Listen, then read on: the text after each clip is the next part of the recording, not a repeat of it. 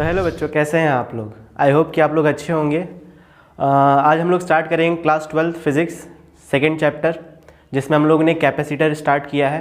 Capacitor जो पहला video मैंने बना चुका है, उसके अंदर हम लोग ने पढ़ा था spherical capacitor, parallel plate capacitor. Spherical capacitor में एनर्जी कितनी स्टोर होती है, उसका कैपेसिटेंस कितना होता है, फिर पैरेलल प्लेट का कितना कैपेसिटेंस होता है, कितनी एनर्जी स्टोर होती है और किस चीज़ पे वो डिपेंड करते हैं। और फिर हम लोग ने ये भी पढ़ा कि स्फेरिकल कैपेसिटर हम लोग क्यों नहीं यूज़ करते हैं, क्या डिसएडवांटेजेस हैं उसके। तो ये सारे मैंने फर्स्ट वीडियो में कवर कर लिया है कैपेसिटर के, जो आपको आई बटन पे ऊपर मिल जाएगा। तो बच्चों आज हम लोग आगे बढ़ते हैं। तो आगे बढ़ने से पहले मैं क्विक रिवीजन करवा देता हूँ आप लोग का।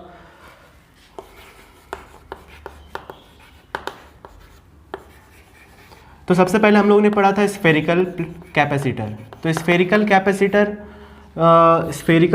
कुछ इस तरीके से दिखेगा आपको। इस पे पॉजिटिव चार्जेस है, इसका रेडियस कितना था r, तो इसका कैपेसिटेंस कितना आया था 4 pi epsilon not into r।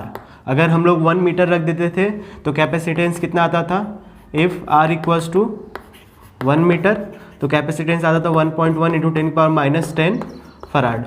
यानी इतना कूलम चार्ज आप दे दोगे, इसी को हम लोग क्या बोलते हैं कूलम पर वोल्ट।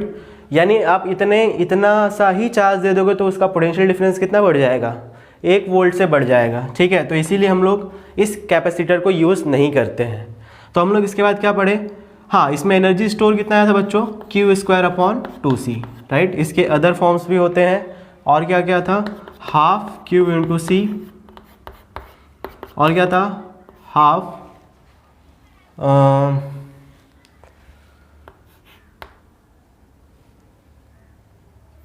CV²। हाँ तीसरा ये था।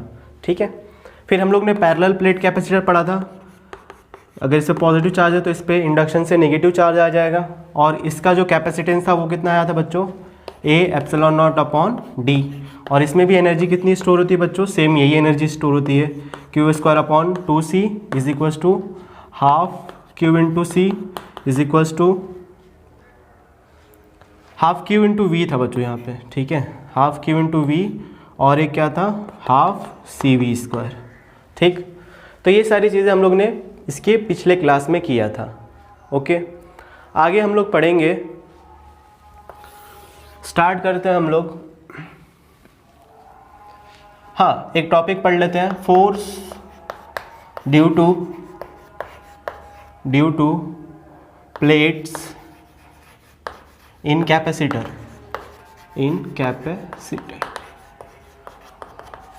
तो देखो बच्चों, अगर हम लोग एक चार्ज ले लें, मान लेते हैं ये पॉइंट चार्ज है। कैसा चार्ज है, ये पॉइंट चार्ज है। अगर हम लोग इसके आसपास क्या लेके आए, चार्ज लेके आए, -Q चार्ज लेके आए, तो ये क्या कर लेगा, इसको फटाक से अट्रैक्ट कर लेगा, राइट। अगर इसको अट्रैक्ट कर लेगा तो इस पर फोर्स कितना लगता है, फोर्स लगता है -KQ/r²। माइनस साइन का इंडिकेट करता है कि ये अट्रैक्टिव फोर्स होता है। वैसे ही अगर मान लो कि प्लेट है, 2 प्लेट है आपके, एक पे कौन से चार्जेस है, प्लस चार्ज है, तो दूसरे पे कौन सा आ गया, -Q। इस पे +Q है तो इस पे कितना आ जाएगा, -Q, ड्यू टू इंडक्शन। तो ये प्लेट, ये फर्स्ट प्लेट जो है वो दूसरे प्लेट पे क्या करेगा, फोर्स लगाएगा इस डायरेक्शन में। तो कितना फोर्स लगाएगा वो हम लोग देख लेते हैं। तो बच्चों बताओ, फोर्स बराबर क्या होता है, Q इंटू E। ये फॉर्मूला पता है सभी को। Q इसका कितना है, +Q इंटू इलेक्ट्रिक फील्ड, इसके वजह से कितना आएगा इलेक्ट्रिक फील्ड। तो इलेक्ट्रिक फील्ड कितना होता है, सिग्मा/0। सिग्मा क्या होता है, Q/एरिया इंटू ε0। ये कितना हो जाएगा आपका, अच्छा प्लेट, इस प्लेट का लिख रहे हैं तो यहाँ पे 2ε0 आ जाएगा। ये हो जाएगा Q²/2A∈0। यानी इतना फोर्स बच्चों ये प्लेट लगाएगा, इसके ऊपर अपनी तरफ अट्रैक्ट करेगा। उतना ही फोर्स क्या करेगा, ये भी लगाएगा, क्योंकि ये क्या फॉर्म करते हैं, न्यूटन्स थर्ड लॉ को फॉलो करते हैं। Every action has an equal and opposite reaction. तो ये भी क्या करेगा, इस प्लेट पे उतना ही फोर्स लगाएगा, जिसकी वजह से क्या हो जाएंगे, चिपक जाएंगे, राइट। लेकिन ये चिपकते नहीं है, क्यों नहीं चिपकते, क्योंकि हम लोग या तो इसके अंदर डाइइलेक्ट्रिक लगाते हैं, या तो हम लोग इसको स्क्रू नट से लगा के क्या कर देते हैं, टाइट कर देते हैं। ठीक है बच्चों, आई होप कि आपको ये फोर्स समझ में आया होगा। इसके बाद हम लोग पढ़ लेते हैं एनर्जी पर यूनिट वॉल्यूम की जो एनर्जी स्टोर होती है किसी भी कैपेसिटर में, वो इलेक्ट्रिक फील्ड का कैसे रिलेटेड है वो हम लोग यहाँ पे पढ़ लेते हैं।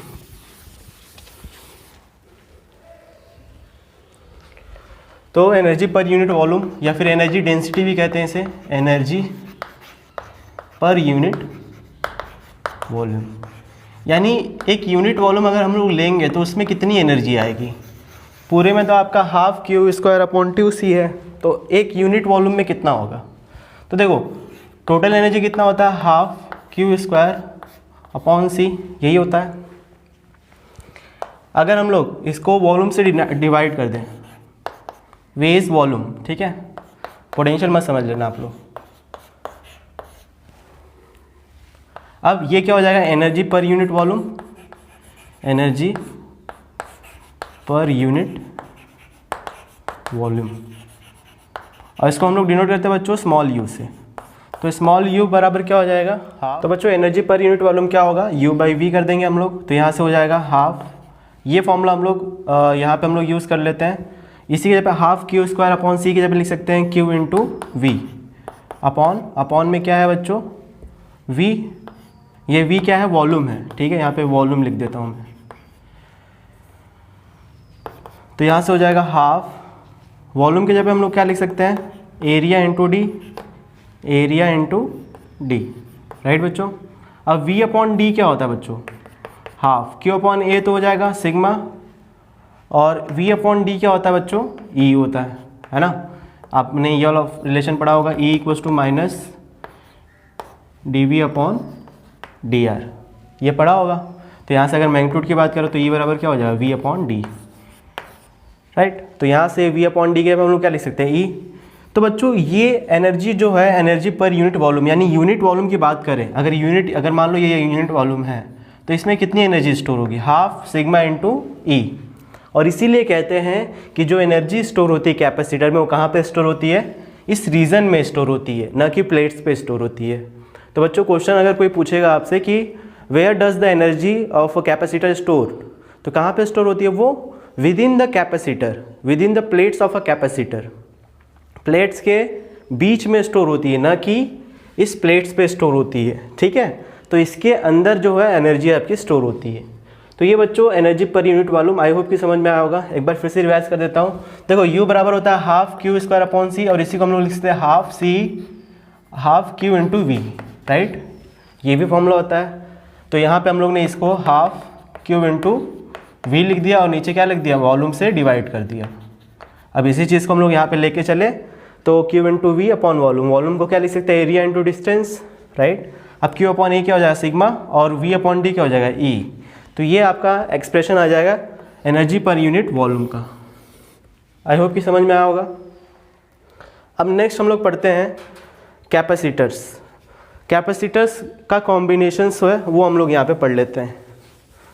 तो दो तरीके से हम लोग क्या कर सकते हैं, कैपेसिटर को कंबाइन कर सकते हैं। पहला क्या है, सीरीज, और दूसरा क्या है, parallel.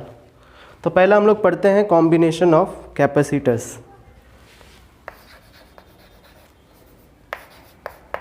Combinations of capacitor.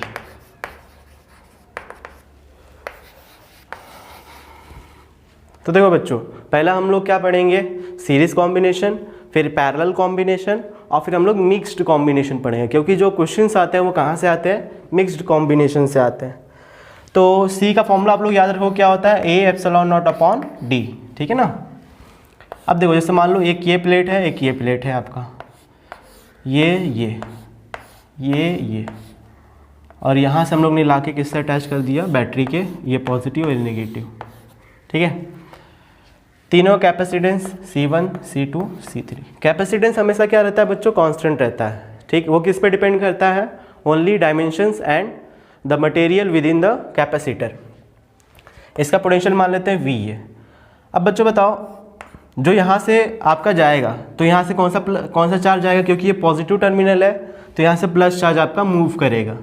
Actually में चार्ज प्लस कभी नहीं मूव करता है। यहाँ से इलेक्ट्रॉन्स क्या होते हैं, इस तरफ ट्रेवल करते हैं, तो इलेक्ट्रॉन यहाँ पे आ रहे हैं, इसका मतलब एक्चुअली में आपका पॉजिटिव चार्ज उस तरफ हम लोग क्या करते हैं, यहाँ पे क्या आ जाएगा आपका पॉजिटिव चार्ज आ जाएगा। ठीक है, अब पॉजिटिव चार्ज इधर आ गया तो इस पे कौन सा चार्ज आ जाएगा बच्चों, नेगेटिव। इसके दूसरे सरफेस पे कौन सा चार्ज आता है, पॉजिटिव आ जाता है। ठीक है, अब पॉजिटिव आ जाता है तो वो पॉजिटिव चार्ज इधर मूव करता है और इस प्लेट को क्या बना देता है, पॉजिटिव बना देता है। फिर इस पॉजिटिव चार्ज वजह से इंडक्शन की वजह से इसमें क्या आ जाता है, नेगेटिव, और यहाँ पे कौन सा चार्ज आता है, उसके दूसरे सरफेस पे पॉजिटिव। और वो पॉजिटिव चार्ज एक, क्योंकि आपका एक वायर है और वायर क्या होता है, कंडक्टर, उसमें से चार्जेस फ्लो हो सकते हैं, तो ये इधर चला गया तो यहाँ पे क्या बचेगा, नेगेटिव। तो इस तरीके से आपका चार्ज डिस्ट्रीब्यूशन होता है। फिर यहाँ पे पॉजिटिव चार्ज यहाँ पे आ गया, यानी पॉजिटिव चार्ज यहाँ से यहाँ तक पहुँच गया। देखो बच्चों एक्चुअली में होता क्या है, बता रहा हूँ।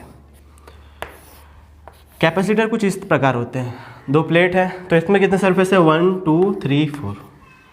तो जैसे ही आप इसमें क्या करते हो, जो फ्री इलेक्ट्रॉन्स होते हैं वो कहाँ पे मूव करते रहते हैं, तो वो सरफेस पे रहते हैं, किसी भी कंडक्टर के, किसी भी मेटल के सरफेस पे रहते हैं।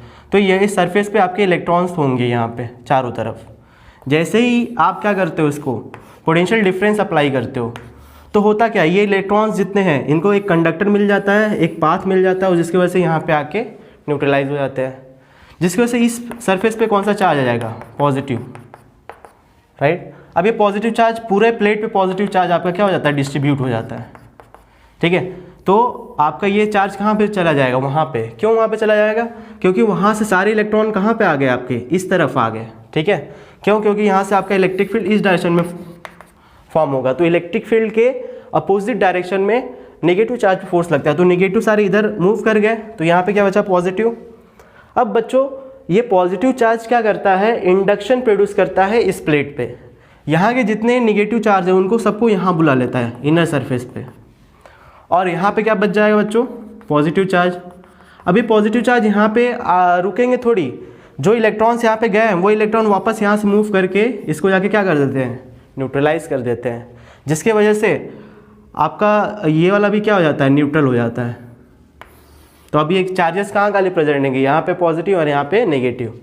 अब यहाँ पे अगर हम लोग बात करें इलेक्ट्रिक फील्ड की, तो पॉजिटिव की वजह से इलेक्ट्रिक फील्ड इस पॉइंट पे कहाँ पे आए, इधर, और नेगेटिव वजह से भी इधर ही। तो जो इलेक्ट्रिक फील्ड होता है ड्यू टू प्लेन शीट, वो कितना होता है, सिग्मा अपॉन 2 एप्सिलॉन नॉट। क्योंकि यहाँ पे 2 इलेक्ट्रिक फील्ड है इसलिए 2 से इसको मल्टीप्लाई कर देंगे, ई नेट। तो ई नेट कितना आ जाएगा आपका, सिग्मा अपॉन एप्सिलॉन नॉट। इसीलिए इसके रीजन में जो इलेक्ट्रिक फील्ड होगा वो कितना होगा, सिग्मा अपॉन एप्सिलॉन नॉट। क्या इस तरफ कोई इलेक्ट्रिक फील्ड होगा, तो आंसर है नो। क्यों, क्योंकि देखो पॉजिटिव चार्ज इस पॉइंट पे इधर लगाएगा, नेगेटिव चार्ज इस तरफ लगाएगा, तो नेट क्या हो जाएगा आपका, 0। वैसे इस तरफ भी कोई नहीं होगा इलेक्ट्रिक फील्ड, क्यों नहीं होगा, क्योंकि नेगेटिव चार्ज इधर लगाएगा और पॉजिटिव चार्ज इधर लगाएगा, जिसकी वजह से नेट इलेक्ट्रिक फील्ड क्या हो जाएगा बच्चों, 0 हो जाएगा। ठीक है, तो इस तरीके से चार्जेस क्या करते हैं, फ्लो करते हैं। राइट, एक्चुअली में क्या फ्लो कर रहा है, इलेक्ट्रॉन। देखो इलेक्ट्रॉन इधर फ्लो किया तो इसका मतलब हम लोग क्या मान लेते हैं, पॉजिटिव चार्ज इधर फ्लो करता है। ठीक है, इलेक्ट्रॉन की अपोजिट डायरेक्शन में हम लोग क्या मानते हैं, करंट मानते हैं। तो वैसे ही आपका ये डिस्ट्रीब्यूशन होता है। तो यहाँ पे देखो बच्चों, जो चार्ज मूव किया, यहाँ से चार्ज कितना है, क्यू। तो अब ये चार्ज क्यू जो यहाँ से गया होगा तो सब पे सेम चार्ज दिया होगा, क्योंकि जितना इलेक्ट्रॉन यहाँ से निकले होंगे उतना पॉजिटिव चार्ज इस पर आया होगा। अब उतना ही इंड्यूस भी उसने उतना ही किया होगा। तो यहाँ पे कितना हो जाएगा, प्लस क्यू, और ये कितना हो जाएगा, माइनस क्यू। तो नेट चार्ज बच्चों 0 होता है, बट हम लोग बोलते हैं कि कैपेसिटर पे जो पॉजिटिव प्लेट होता है उसी का हम लोग चार्ज लेते हैं। तो इस पे कितना चार्ज है, क्यू, इस पे कितना है, क्यू, और इस पे भी क्यू चार्ज है। ठीक है बच्चों, तो चार्ज क्या हो गया बच्चों, चार्ज क्या हो गया, सेम हो गया। सीरीज में चार्ज क्या होता है, सेम होता है। ठीक है, क्योंकि आपका कैपेसिटर अलग अलग है इसलिए पोटेंशियल ड्रॉप भी अलग अलग होगा। क्योंकि V बराबर क्या हो जाएगा, V1 बराबर हो जाएगा Q इंटू C1, V2 बराबर हो जाएगा Q इंटू C2। सही है ना, नहीं गलत। C बराबर क्या होता है, Q अपॉन V, C बराबर Q अपॉन V। तो यहाँ से आपका V1 क्या हो जाएगा, Q अपॉन C1, V2 क्या हो जाएगा, Q अपॉन C2, और V3 क्या हो जाएगा, Q अपॉन C3। ठीक है बच्चों, और यही किसके बराबर होगा, टोटल V के बराबर होगा। राइट, अब ये तीनों कैपेसिटर का हम लोग क्या निकालना है, इक्विवेलेंट। यानी ये तीनों कैपेसिटर को अगर हम लोग एक कैपेसिटर से रिप्लेस कर देंगे तो कितना हम लोग को कैपेसिटर की वैल्यू रखनी पड़ेगी वो हम लोग यहाँ से निकालना है। बैटरी आपकी सेम रहेगी, ये क्या हो गया सी इक्विवेलेंट या फिर सी एस बोल लो क्योंकि सी सीरीज़ में है, ठीक है। अब जो टोटल पोटेंशियल होगा वो बराबर किसके हो जाएगा, V1 plus V2 plus V3।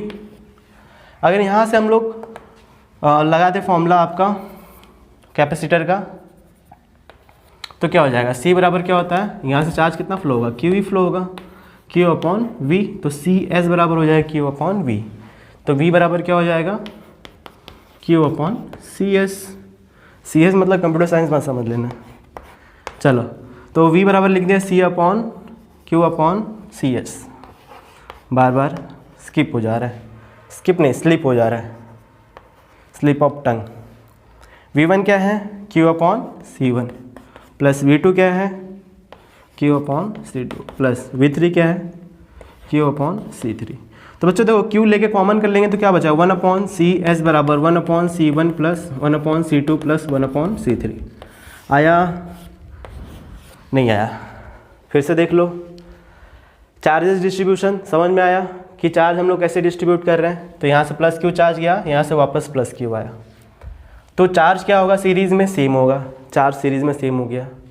अगर हम लोग पोटेंशियल की बात करें, इस पे पोटेंशियल कितना ड्रॉप होगा, तो Q अपॉन C1, इस पे Q अपॉन C2 और इस पे Q अपॉन C3। कौन से वाले फॉर्मूले से सर ये निकाला आपने, Q upon C equals to Q upon V। अब हम लोगों ने क्या कर लिया, इस तीनों को एक इक्विवेलेंट सर्किट से रिप्लेस कर दिया।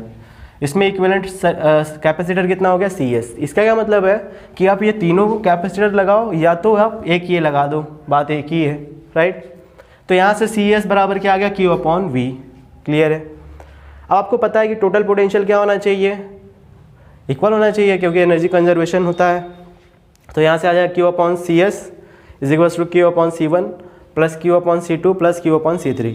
सॉल्व करेंगे ये आ जाएगा, ठीक है बच्चों। इसका क्या मतलब होता है, इसका मतलब अगर मान लो कि दो कैपेसिटर है C1 C2, क्योंकि आपको क्वेश्चन में दो कैपेसिटर का ज़्यादा सॉल्व करना पड़ेगा। तो अब ये कैसे हैं सीरीज़ में, तो इनका इक्विवेलेंट क्या हो जाएगा, तो C इक्विवेलेंट हो जाएगा C1 into C2 upon C1 plus C2। इस वाले फॉर्मूले से फटाक से निकाल लेंगे, C1 into C2 upon C1 plus C2, ठीक है, दो कैपेसिटर का। तो अगर बच्चों मान लो कि आपके पास दो कैपेसिटर है, 1 फैराड और 1000 फैराड, और अगर इनको हम लोग ने किस में कनेक्ट कर दिया, सीरीज़ में कर दिया। किस में कर दिया, सीरीज़ में कर दिया। तो जो आंसर है आपका वो कितना आएगा, प्रिडिक्ट कर सकते हैं हम लोग। वो कितना आएगा, वो 1 से कम आएगा बच्चों। क्यों 1 से कम आएगा, क्योंकि जो C इक्विवेलेंट होगा 1 अपॉन CS जब आप लगाओगे तो 1 अपॉन 1 प्लस 1 अपॉन 1000 करोगे। तो इन दोनों का निकाल लो इस वाले फॉर्मूले से, C1 इंटू C2, तो ये हो जाएगा 1000 अपॉन 1001। अब ये क्या आ गया, 1 अपॉन ये C इक्विवेलेंट आ गया, यानी CS आ गया। अगर इसको आप सॉल्व करोगे तो इसकी वैल्यू क्या आएगी, 1 से कम आएगी। तो अगर मान लो कि आपको 4 कैपेसिटर दिया हुआ है 2, 3, 4, 5, और उसको हम लोग ने कैसे कनेक्ट कर दिया, सीरीज़ में कनेक्ट कर दिया। तो उनका C इक्विवेलेंट आप क्या कर सकते हो बच्चों, गेस कर सकते हो, सीरीज़ में है तो 2 से क्या आएगा, कम आएगा, ठीक है। इससे हम लोग ये रिजल्ट निकाल सकते हैं। चलो आई होप कि आपको ये सीरीज़ वाला समझ में आया होगा। तो नेक्स्ट हम लोग पढ़ लेते हैं capacitor in parallel. Capacitor in parallel फंस जाता है ये।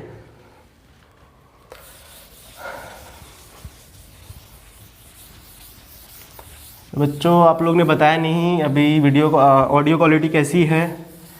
मैंने माइक मंगाया है, बोया का माइक मंगाया है, मैंने इन्वेस्ट किया है आप लोगों पे, आप लोग ताकि सब्सक्राइब कर सकें, करें और लोगों से भी कराएं, ठीक है। प्रमोशन के लिए थोड़ा बहुत बोलना पड़ता है।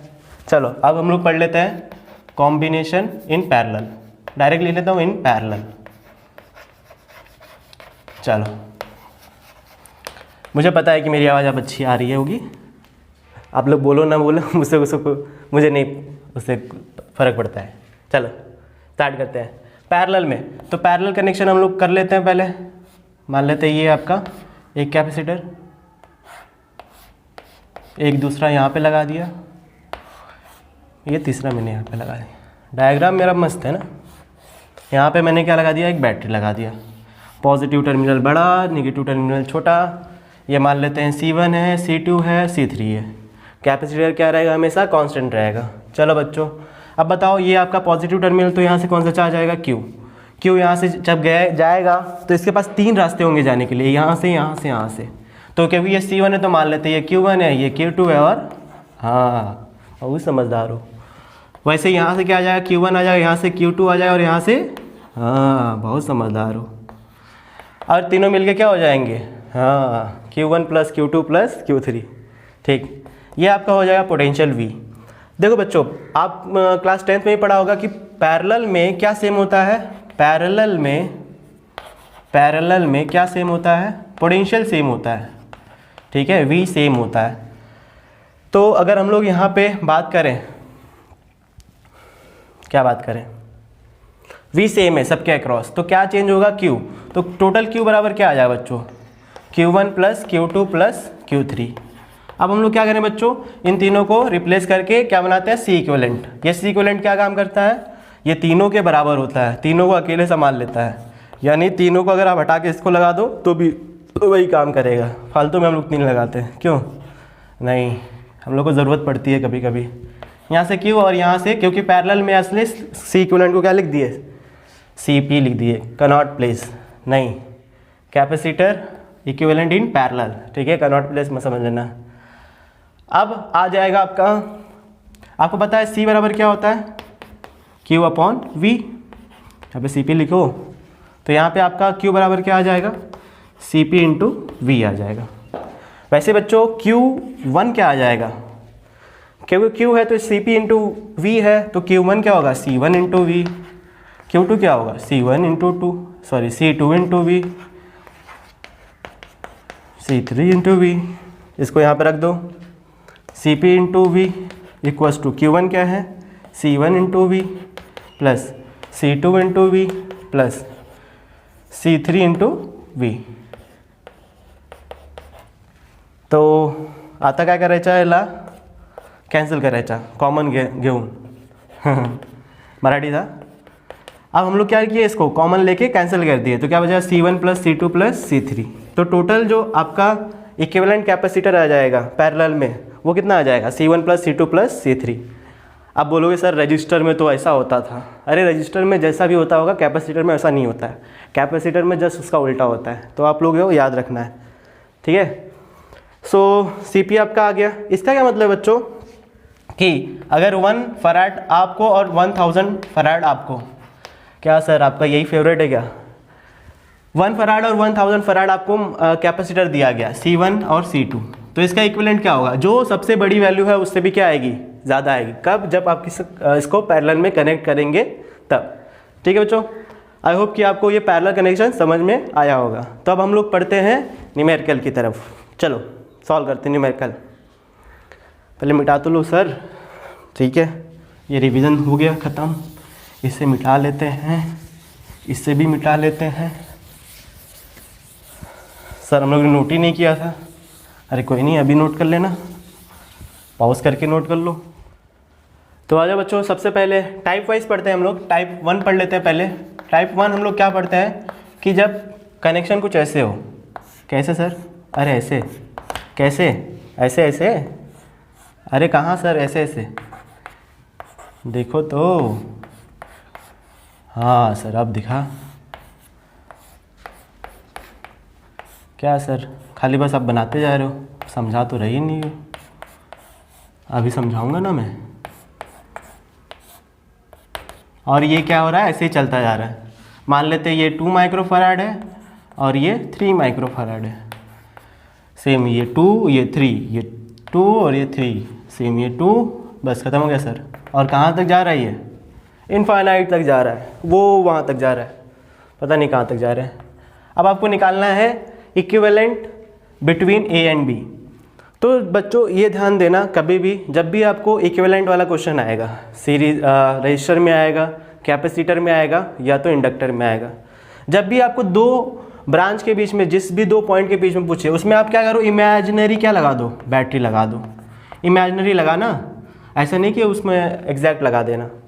अब इनफाइनाइट वाले में क्या, ये क्या है बच्चों, इनफाइनाइट सीरीज़ का है। तो इनफाइनाइट टाइप 1 क्या हो जाएगा आपका, इनफाइनाइट सीरीज़। क्वेश्चन जब भी आएंगे तो होमवर्क दूंगा इस पे, आप लोग ध्यान से देखिएगा। तो कैसे करेंगे इसको sir?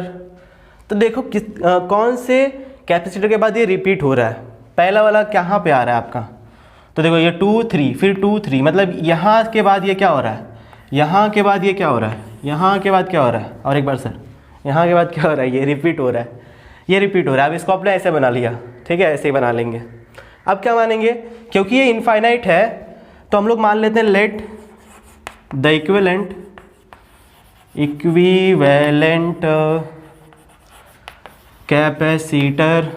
Capacitance is x। Infinite वाला क्या मान लिए, x मान लिए। तो यहाँ से यहाँ तक का ये पूरा इक्विवेलेंट कितना आ गया, x आ गया। अब बच्चों बताओ, आप इनफाइनाइट में से ये वाला ब्रांच निकाल लो तो भी ये कितना बचेगा आपका, इनफाइनाइट ही तो बचेगा। तो इसकी वैल्यू भी कितनी आएगी आपकी, x ही आएगी, है ना। क्या बोल रहे हो सर? देखो बता रहा हूँ, तो पहले इसको ड्रॉ कर लेता हूँ, मैं तो भूल जाऊँगा। भुलक्कड़ सर, आप तो बहुत भुलक्कड़ है। बात सही है, मैं भूल जाता हूँ। चलो, तो ये आपका हो जाएगा। इसका हम लोग ने कितना मान लिया टोटल, ये मान लिया x। अब बोल रहे सर इसका भी x है और ये पूरे का भी x है। कैसे? जैसे मान लो कि आप एक चीनी लेते हो 1 किलो, और उसमें से एक चीनी निकाल लो, एक दाना निकाल लो, उसका कोई फ़र्क पड़ेगा चीनी पे? वो 1 किलो से कम हो जाएगी? नहीं होगी। वही चीज़ है बच्चों, इनफाइनाइट नंबर में से जब आप थोड़ी सी चीज़ निकाल ले तो कोई फ़र्क नहीं पड़ता है। तो हम लोग, ये एक तरीका है, एक प्रोसेस है, एक मेथड है आपको जो अडॉप्ट करना है कि जब भी आपका पैरेलल आएगा तो इस तरीके से सॉल्व करना है। अभी नेक्स्ट क्वेश्चन दूंगा तो आप भी वही करोगे जो मैं कर रहा हूँ। चलो आप बताओ, ये कितना था सर? ये तो बैटरी बना दिया 3, ये कितना है 2। अब ये दोनों कैसे कनेक्टेड है? सीरीज़ में। सीरीज़ में सर क्या होता है, सीरीज़ में होता है 3 + x। तो बच्चों इसको रीड्रॉ करेंगे तो ये हो जाएगा कुछ आपका ऐसे, ऐसे हो जाएगा। असा होणार, मराठी में बोलते हैं असा होणार। ये इधर 2 हो जाएगा और इन 3 और x को मिला देंगे, क्योंकि सीरीज़ में है। तो सीरीज़ में क्या होता है सर? सीरीज़ में फॉर्मूला होता है 1/CS = 1/C1 + 1/C2। अगर 2 का होता है तो हम लोग ने डायरेक्ट फॉर्मूला पढ़ा था C1 C2/C1 + C2। तो कर दो ना सर वही वाला। तो क्या हो जाएगा 3 × x/3 + x, C1 × C2 × C1 + C2 C1 + C2। ठीक है सर, आ गया। अब इन दोनों पैरेलल है तो कितना हो जाएगा, पैरेलल है तो उसका x हो जाएगा। और ये पूरा किसके बराबर होगा, x के बराबर होगा, क्योंकि हम लोग ने पूरे का कितना माना है, x माना है। तो x बराबर हो जाएगा, इन दोनों को ऐड कर दो, 2 + 3x/3 + x। अब इसको सॉल्व करने नहीं आता सर, आप खुद ही कर दीजिए। चलो कर देता हूँ मैं तो हूँ ही यहाँ पे। ये हो जाएगा 6 + 2x + 3x/3 + x। ठीक है सर, अब बस इतना ही आता है। अब क्या करेंगे, इसका क्रॉस मल्टीप्लाई तो कर लेते हैं। 3x + x² बराबर 2 + 3 कितना होता है 6? नहीं सर 5, तो 5 ही तो लिखा है। हाँ 5 लिखा है। अब इस सबको इधर लेते आओ, तो x² 3x - 5x - 2x - 6 = 0। ऐसा नंबर चूज़ करो कि मल्टीप्लाई करने पे, ऐड करने पे -2 आए, मल्टीप्लाई करने पे -6 आए।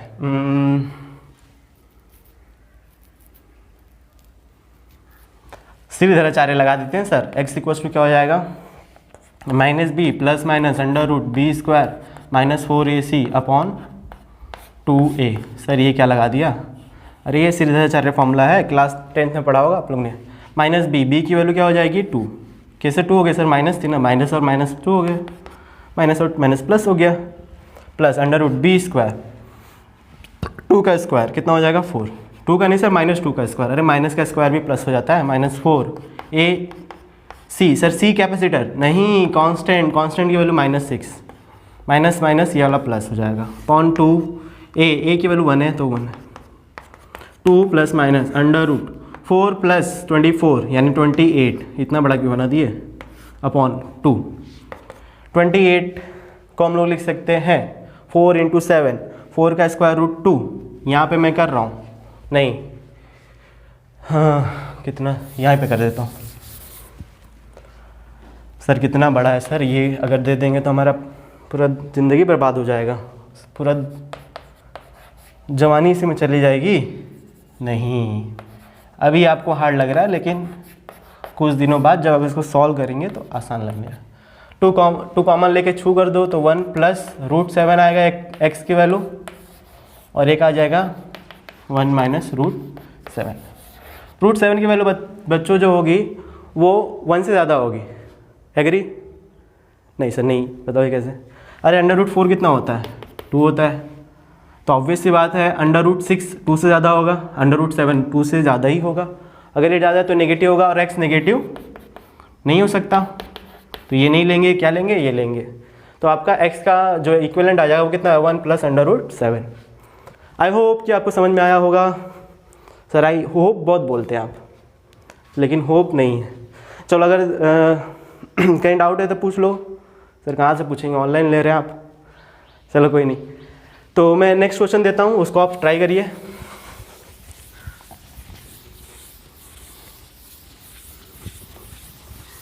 सर अच्छा वाला देना, इजी वाला, अभी सीखे नहीं है। चलो देखो, सबसे इजी वाला है। अरे ये ए बी, ए से एप्पल, बी से बॉल, यहाँ पे कैपेसिटर, ये कैपेसिटर, ये कैपेसिटर। वाह सर बताया नहीं है।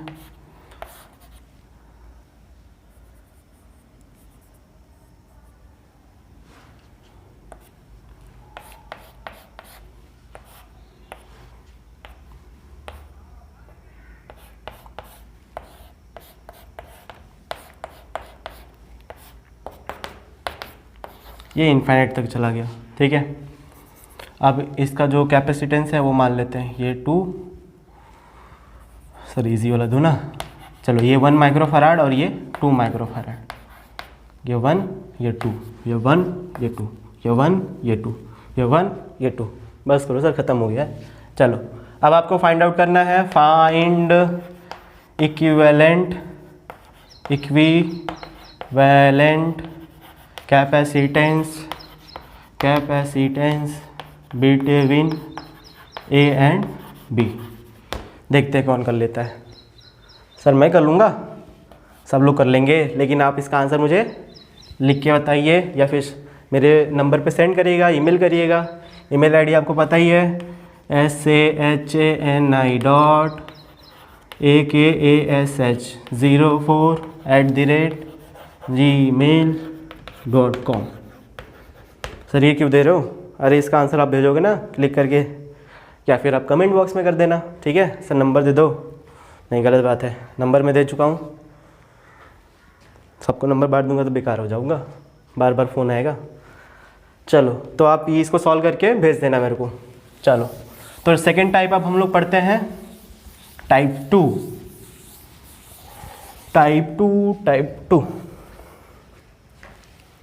तो बच्चों टाइप 2 पढ़ लेते हैं। टाइप 2 क्या रहेगा? देखो बच्चों कुछ इस तरीके से रहेगा ये। चलो एक और तरीका बताता हूँ। सर ये क्या बना रहे हैं? अरे सर हार्ट अटैक आ जाएगा। अरे सर फिर से बना दिया। अरे बच्चों ये भी किसका सिंबल है? सिंबल है, कैपेसिटेंस का सिंबल है। अब हम लोग ने क्या कर दिया, इधर से वायर लिया और ये एक वायर इधर अटैच कर दिया। हाँ सर ऐसा क्वेश्चन मैंने देखा था, नहीं आ रहा था मेरे को, कोई नहीं अब आ जाएगा। यहाँ से ये एक वायर लगा दिया, ये पूरा मेटल का वायर है, यानी सबका रेजिस्टेंस जो हम लोग लेते हैं वो 0 लेते हैं, ठीक है। ये पॉइंट ए है, ये पॉइंट बी है। अब आपको क्या निकालना है? इसका equivalent capacitance between A and B है। हमेशा क्वेश्चन वही रहेगा। तो बच्चों कैसे करेंगे इसको? तो सबसे इसको हम लोग करते हैं बच्चों, इसको हम लोग बोलते हैं वायर्ड प्रॉब्लम।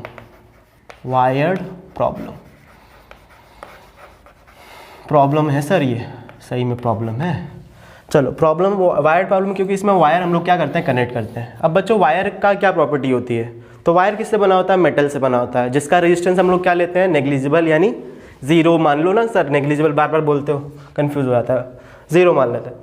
तो उससे क्या होता है, पोटेंशियल जो होता है वो पूरे वायर का क्या होता है, सेम होता है, राइट। अगर इसका पोटेंशियल ए है तो ये भी पॉइंट, ये पॉइंट, ए पॉइंट, अरे सर कितनी बार बोलोगे, ए पॉइंट, ये भी ए पॉइंट। वैसे अगर ये बी है तो ये बी, ये भी बी, ये भी बी और ये भी बी। ठीक है सर, इतना तो कर लेंगे। उसके बाद क्या है, उसके बाद कितना पॉइंट है यहाँ पे, ए और बी तो है, 2 पॉइंट है बस, एक पॉइंट ए, एक पॉइंट बी। ठीक है सर, अब देखो ए और बी के बीच में कितना एक कैपेसिटर है सर, वैल्यू तो दिए नहीं किसी की, मान लेते हैं तीनों का सी है। ए और बी के बीच में एक कैपेसिटर सी। फिर यहाँ पे आ जाओ बी और ए के बीच में, बी और ए के बीच में इसका भी सी, और एक ए और बी के फिर बीच में। अभी तीनों कैसे हैं, पैरेलल में है, और ये पॉइंट ए और ये पॉइंट बी पैरेलल में है, तो तीनों का ऐड हो जाएगा 3, यानी सी इक्विवेलेंट क्या आ जाएगा, सी इक्विवेलेंट आ जाएगा 3C। ये आंसर हो गया आपका। ठीक है, वायर कनेक्शन समझ में आया क्या सर? आपने एक क्वेश्चन बता दो दिया, अब होमवर्क तो दो। चलो होमवर्क दे दे रहे हैं, होमवर्क दे रहे हैं। हाथ से मिटाएंगे, हाथ खराब हो जाएगा। ये आई होप कि समझ में आया होगा, नोट कर लीजिए आप लोग।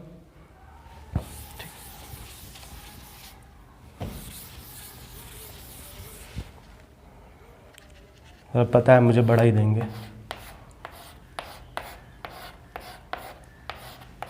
हाँ सर वो चालाक हैं, अपने तो छोटा वाला सॉल्व कर लिया, हमको बड़ा वाला दे रहे हैं।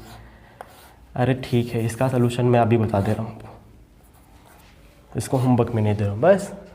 चलो इसको हमने कनेक्ट कर दिया इधर, इसको हमने कनेक्ट कर दिया इधर, और इसको हमने कनेक्ट कर दिया इधर। आप भी नहीं कर पाओगे सर, देखते हैं कर लेते हैं कि नहीं। ए और बी अब कैसे करेंगे, इसके पहले वाला तो आसान था, ये वाला कैसे करेंगे? कोई नहीं, चलो स्टार्ट करते हैं। ये पॉइंट बी, ये पॉइंट बी, ये पॉइंट बी, ये भी क्या होगा बी, ये भी क्या होगा बी, ये भी क्या होगा बी, ये भी क्या होगा बी, ये भी क्या होगा बी, ये भी क्या होगा बी, और ये भी क्या होगा बी। अरे सर सब तो बी हो गया, तब आंसर क्या आएगा? तो आंसर क्या आएगा? आंसर 0 आएगा। सी इक्विवेलेंट क्या आ गया? 0। अभी क्यों 0 हुआ बच्चों? देखो क्यों 0 हुआ, क्योंकि ये सारे जो कैपेसिटर है वो एक ही पोटेंशियल से अटैच्ड है। सबका पोटेंशियल क्या हो जाएगा बच्चों? सेम हो जाएगा, जिसकी वजह से कोई भी चार्ज फ्लो नहीं होगा। याद करो, चार्ज कब फ्लो करता है? जब भी जहाँ पे पोटेंशियल डिफरेंस होता है। क्योंकि हम लोग ने इन तीनों को क्या कर दिया, एक ही वायर से अटैच कर दिया, जिसकी वजह से पोटेंशियल डिफरेंस होगा ही नहीं और चार्ज फ्लो करेगा ही नहीं। जब चार्ज ही फ्लो नहीं करेगा तो सी इक्विवेलेंट क्या आएगा बच्चों? 0 आएगा। ठीक है, आई होप कि समझ में आया होगा। चलो अब आपको देते हैं क्वेश्चन।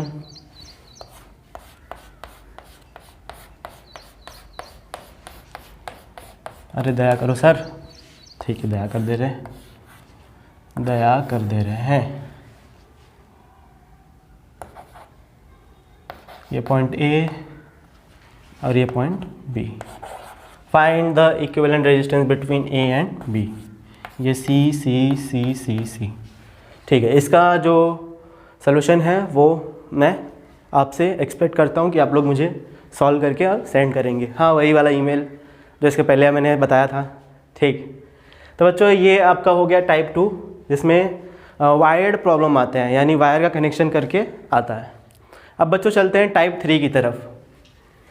कितना पढ़ाते हैं सर, थक जाएंगे? थकते नहीं क्या? अरे आप ही लोग के लिए तो लगे हैं ना बच्चों। Type 3, type 3, type 3। अरे बस करो, टाइप 3 नहीं मानोगे। टाइप 3 क्या है? कुछ ऐसा आपने देखा होगा कभी? हाँ सर, बहुत बार देखा है, आता भी है सर हम लोग को। झूठ में आप पढ़ा रहे हैं। चलो, जिसको नहीं आता उसको मैं पढ़ा रहा हूँ। यहाँ पॉइंट ए, यहाँ पॉइंट बी, तो इसे हम लोग क्या बोलते हैं? इसका नाम क्या है बच्चों? व्हीट खाना। व्हीट का नाम सुनते ही खाने की याद आ गई, सुबह से कुछ नहीं खाया है। Wheat stone, wheat stone bridge. Bridge sir, bridge क्यों बोलते हैं? चलो आगे देखते हैं सब। तो Wheatstone is the name of the scientist, ठीक है, ये कोई गेहूं वाला नहीं है, ये एक साइंटिस्ट का नाम है। मीटर ब्रिज इसी पे काम करता है, इसी प्रिंसिपल पे काम करता है। अब मीटर ब्रिज क्या होता है सर? अरे उसको हम लोग पढ़ेंगे बाद में करंट इलेक्ट्रिसिटी में। चलो आ जाते हो पहले इस पे। मान लेते हैं ये आपका C1 है, ये C2 है, ये C3 है, ये C4 है, तो फिर सर और ये आपका C5। अगर ऐसा कनेक्शन है तो ऐसा कनेक्शन कैसे समझ में आएगा? तो जिसके बीच में आपको पोटेंशियल निकालना है उसके परपेंडिकुलर, फिर से ध्यान दो, जिसके बीच में आपको पोटेंशियल निकालना है उसके परपेंडिकुलर अगर एक ब्रांच है, ठीक, अगर ऐसे होगी तो वो नहीं, इसमें वो व्हीटस्टोन ब्रिज नहीं कहलाएगा, उसके परपेंडिकुलर होना चाहिए। अगर ऐसा है and if C1 upon C3 equals to क्या है? C2 upon C4। अगर ये कंडीशन फॉलो होती है, या फिर मैं इसको इस तरह से पढ़ता हूँ C1 C4 equals to C2 C3, मतलब क्रॉस मल्टीप्लाई कर लो, तुरंत पता चल जाएगा कि ये व्हीटस्टोन ब्रिज है कि नहीं। अगर ये कंडीशन फॉलो होती है तो ये जो ब्रांच है, ये जो ब्रिज है, ये जो ब्रांच है, इनका पोटेंशियल क्या हो जाता है? सेम हो जाता है। पोटेंशियल सेम होने की वजह से यहाँ पे कोई भी चार्ज फ्लो नहीं करता है, तो जो भी चार्ज यहाँ से आएगा वो यहाँ से फ्लो हो जाता है। फिर से अगर ये कंडीशन फॉलो होती है, या फिर क्रॉस मल्टीप्लाई कर लो, अगर दोनों बराबर आ रहे हैं, आ रहे हैं तो ये जो बीच वाला होता है ये क्या, इसमें से कोई भी चार्ज फ्लो नहीं करता है। क्यों नहीं करता है? क्योंकि इसका पोटेंशियल क्या हो जाता है? सेम हो जाता है। सेम पोटेंशियल पे कोई भी चार्ज फ्लो नहीं होता है। अरे सर रुक के बोलिए, थक गया। चलो तो ये समझ में आया। तो ये ब्रांच आपका इस इक्विवेलेंट में आएगा ही नहीं, तो अब आपका जो सर्किट बन जाएगा वो कुछ इस तरीके से बनेगा।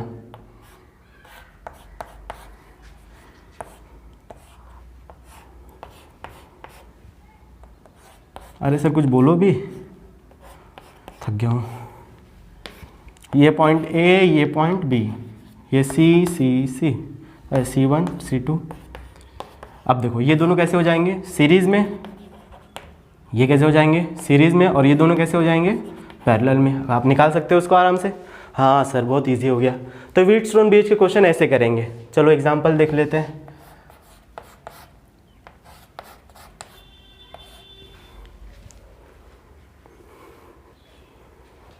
इसको मैं रफ कर दे रहा हूँ पूरा। हाँ सर कर दो, आप ही का तो है, आपकी मर्जी।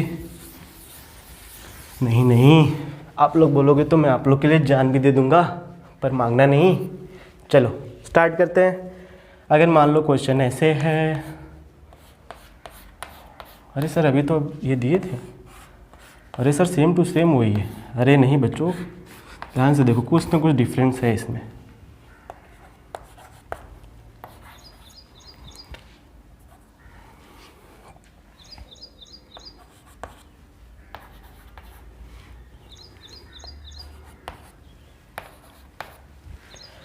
अब इसको कैसे करेंगे?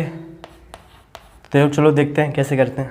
तो सेम, अगर ये पॉइंट A है तो ये पॉइंट B है, ये पॉइंट B है, नहीं यहाँ पे बीच में क्या आ गया? कैपेसिटर आ गया। अगर ये पॉइंट A है अगर, तो ये पॉइंट A हो जाएगा, क्योंकि कोई कैपेसिटर नहीं है, कोई इलेक्ट्रिकल कंपोनेंट नहीं है। बट ये पॉइंट नहीं होगा, ये पॉइंट दूसरा हो जाएगा, C हो जाएगा। C तो है सर कैपेसिटर, D मान लो तो ये पॉइंट भी क्या हो जाएगा? D। अगर ये B है तो ये भी क्या हो जाएगा? B। और ये अगर E है तो ये भी क्या हो जाएगा? E, है ना। क्यों? क्योंकि आपके कैपेसिटर बीच में लग गया इसकी वजह से। अब 4 पॉइंट है बच्चों, A B, ठीक है। एक है D और एक है E।